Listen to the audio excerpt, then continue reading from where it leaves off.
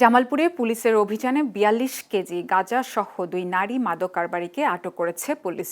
শনিবার সকালে গোপন সংবাদের ভিত্তিতে পুলিশ অভিযান চালিয়ে পৌর শহরের মৃধাপাড়া এলাকার একটি ভাড়া বাসায় খোদেজা বেগম নামে এক মাদক কারবারির কক্ষে তল্লাশি চালিয়ে ৩টি ট্রাভেল ব্যাগ ও ২টি প্লাস্টিকের বস্তার ভেতরে মোড়ানো ৪২ কেজি গাঁজা উদ্ধার করা হয়। পরে খোদেজা বেগমের দেওয়া তথ্যের ভিত্তিতে শহরের দয়াময়ী মোড় এলাকা থেকে বুলবুলি বেগম নামে আরও এক নারী মাদক কারবারিকে আটক করা হয়।